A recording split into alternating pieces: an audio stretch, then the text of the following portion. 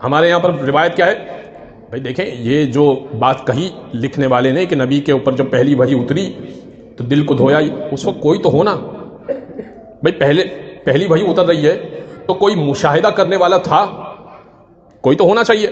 ہمارے یہاں ملتا ہے کہ علی موجود تھے، اور علی فرماتے ہیں کہ ارن نور الوحی والرسالہ، میں نور وحی اور رسالت کے نور کو دیکھ رہا تھا، وہ اشم نور النبوہ، اور میں نبوت کی خوشبو کو محسوس کر رہا تھا۔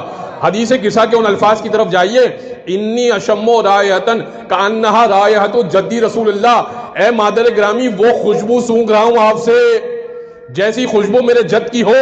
تو اب ان سے کوئی خوشبو آیا کرتی تھی، ارن نور الوحی والرسالہ واشم نور النبوہ، اور میں نبوت کی خوشبو کو محسوس کر رہا تھا۔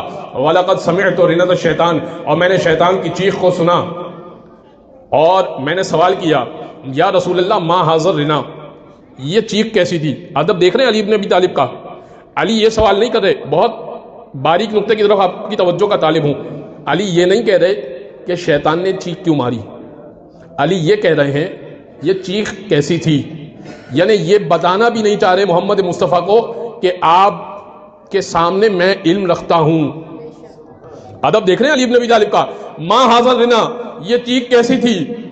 فرمایا کہ حاضر رنت الشیطان، یہ شیطان کی چیخ تھی۔ قد آیسا من عبادتے، یہ اپنی عبادت سے آج مایوس ہو گیا۔ آخری رسول کی پہلی وحی اتر گئی نا، قد آیسا من عبادتے، یہ اپنی عبادت سے مایوس ہو گیا۔ اور اب مارکت العارہ جملے، اس روایت کے حاصل کلام جملے، یا علی انک تسمع ما اسمع، اے علی تو وہی سنتا ہے جو میں سنتا ہوں، وترا ما ارا، تو وہی دیکھتا ہے جو میں دیکھتا ہوں۔ تجھ میں اور مجھ میں کوئی فرق نہیں ہے، مگر یہ کہ اللہ نے مجھے رسالت کے لیے منتخب کیا، تجھے ولایت کے لیے منتخب کیا۔